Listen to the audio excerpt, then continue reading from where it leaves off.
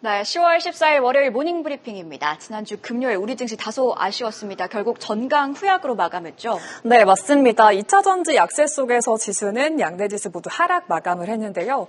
하지만 기관이 매수세로 돌아선 점, 그리고 한강 작가의 노벨 문학상 수상 소식에 각종 테마주들이 강세 보인 점 특징적이었습니다. 네, 지수 모멘텀이 없다 보니 답답한 박스권 장세 또 종목 장세가 계속되고 있습니다.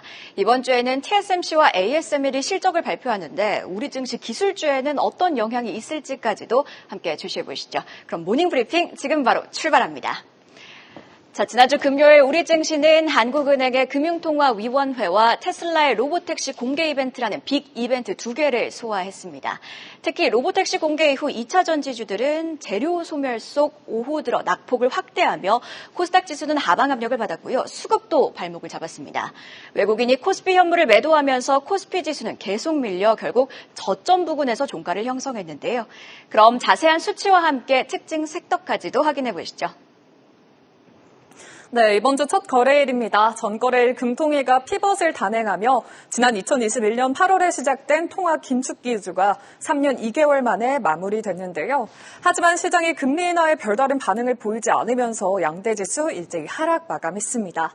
2차 전지 새로운 물량이 나오면서 코스피가 0.09% 약부합한 2,596포인트 선으로 마무리를 했고요. 코스닥 역시 0.58% 하락세 보이며 770선을 겨우 지켜냈습니다. 자세한 수급 상황 살펴보시면 코스피 현물의 경우 개인과 기관이 2천억 원 넘게 매수한 가운데 외국인이 6천억 원 가까이 매도 우위 보이면서 지수 상방을 제한했습니다. 한편 코스닥은 외국인과 기관이 동반 매수에 나섰지만 개인이 팔자세 보였습니다. 섹터별 흐름도 함께 확인해 볼까요? 먼저 바이오시밀러 섹터가 2%대 오르며 강세를 보였습니다. 제약 바이오 업계가 지속적인 투자와 성과에 힘입어 호실적 행진을 이어가고 있는데요. 달러 강세와 미국의 생물보안법 추진으로 실적이 더 개선되고 있습니다. 해외 신약 출시로 사상 최대 매출 전망되는 기업들 부각되면서 관련주가 강했고요. 그리고 이어서 웹툰 테마도 견조했습니다. 한강 작가가 노벨 문학상을 수상했다는 소식에 출판과 교육 그리고 K 콘텐츠 테마가 강세 보였고요. 네이버 웹툰의 일본어 서비스인 라인 망가가 지난 9월 일본의 앱마켓 소비자 지출에서 1위에 올랐다는 소식에 네이버 웹툰 무연물 점유율 80%를 차지하는 미스터블루가 8%대 올랐고 네이버 주가는 강보합으로 거래 마쳤습니다. 마지막으로 우크라이나 재건 섹터가 올라섰는데요. 11월 미 대선을 앞두고 공화당의 트럼프 후보가 대선의 승부를 결정질 7개의 경합주에서 지지율 상승세를 보인다는 여론조사 결과에 부각이 됐습니다. 러우 전쟁을 종식시키겠다는 트럼프 후보의 공약에 따라서 수혜주로 주목받은 건데요. 이에 도로 정비에 필요한 아스콘 제조기업인 SG 주가는 14%, 건축 자재 기업인 SY도 오름세 보였습니다. 이렇게 특징 섹터까지 살펴봤는데 그럼 이어서 어떤 뉴스가 시장을 움직였는지도 확인해 보시죠. 이렇듯 금요일장에서는 이슈가 있었던 출판, 제약바이오, 또 웹툰 섹터로 수급이 쏠렸고요. 한은의 금리 인하 수혜업 쪽에 강세를 보였습니다. 이 가운데 세론, 즉 뉴스의 파는 흐름이 짙게 나타난 섹터가 있죠. 바로 2차 전지입니다. 그런 만큼 첫 헤드라인은 베일벗은 테슬라, 로보택시, 세론의 2차 전지주 줄 하락입니다.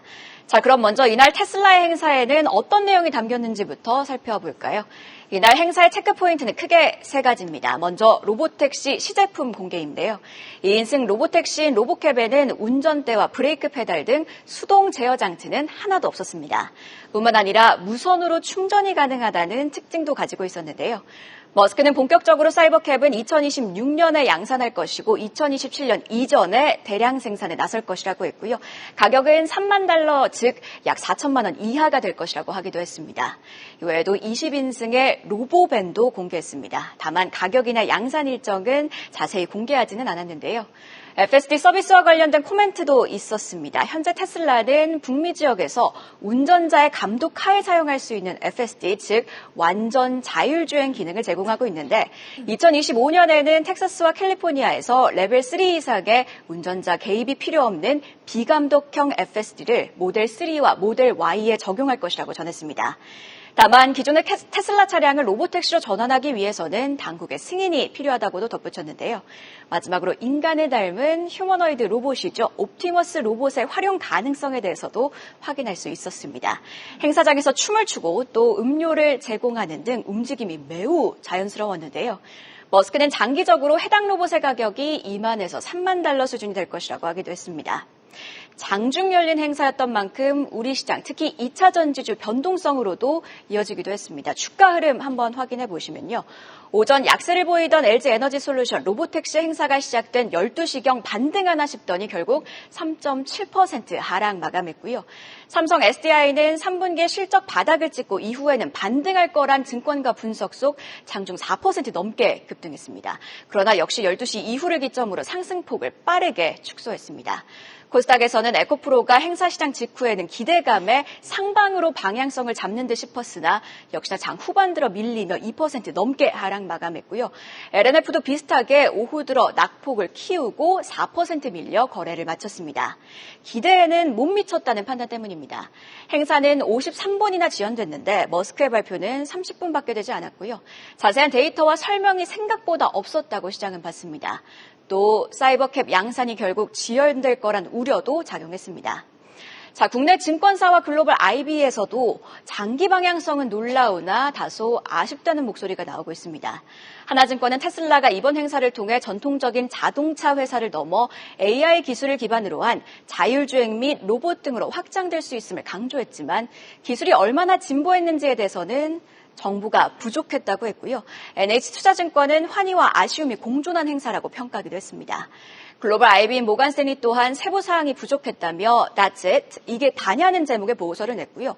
바클레이즈는 단기 모멘텀이 될 만한 내용은 없고 장기 목표에 초점을 둔 행사라고 평가하기도 했습니다. 테슬라 현재 시각으로 금요일장에서 8% 넘게 하락했습니다.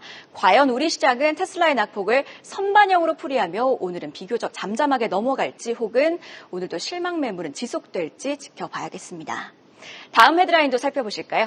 두 번째는 10월 초 반도체 수출 맑음, 그러나 메모리 가격은 양극화 지속입니다. 이날 10월 초, 그러니까 10월 1일에서 10일까지 수출입 데이터가 공개됐는데요. 수치를 들여다보시면요. 물론 작년보다 조업 일수가 하루 더 많았지만 총 수출은 전년 대비 33%나 증가했고요. 다음 페이지 보시면 반도체 수출이 작년보다 45.5%나 늘며 작년 11월부터 두 자릿수 대 상승률을 유지하고 있습니다. 뿐만 아니라 이날 엔비디아의 차세대 AI 반도체 블랙웰의 1년치 물량이 완판됐다는 모간스탠리의 분석, 또 AMD가 차세대 반도체를 공개하며 HBM이 더 많이 필요할 거란 분석들이 반도체 시장은 아직 맑다는 전망에 힘을 실어줬는데요. 장 후반 들어 힘이 빠지기도 했지만 하락 전환한 종목도 있었는데요. 하지만 이런 분석 속에서 일부 반도체주들은 강세 이어나갔습니다. 그런데 이날 시장조사 업체인 트렌드포스의 4분기 디램 가격 전망도 함께 공개됐습니다. 트렌드포스 4분기에는 메모리 반도체인 디램 가격의 상승세가 둔화할 것이라고 봤습니다. 특히 PC, 스마트폰 등에 들어가는 범용 디램 가격이 3분기와 거의 비슷하거나 5% 상승하는 데 그칠 것이라고 봤는데요. 그러나 HBM을 포함하면 디램 가격 상승세는 전분기 대비 소폭 하락하는 데 그쳐 비교적 견조할 것이라고 예상했습니다. 즉 AI의 필수적인 HBM은 계속 잘 나가고 기존의 범용 디램은 주춤할 것이라고 본 건데요. 그렇다 보니 이런 양극화 속 삼성전자가 반전을 꾀하기 위해서는 결국 HBM 시장을 잡아야 한다는 지적들이 계속 나오고 있습니다.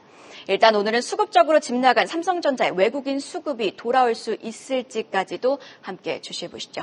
자, 그렇다면 오늘 장도 대비해 봐야겠죠. 이어서 금요일 장 마감 이후에 나온 공시와 일정까지도 확인해 보시죠.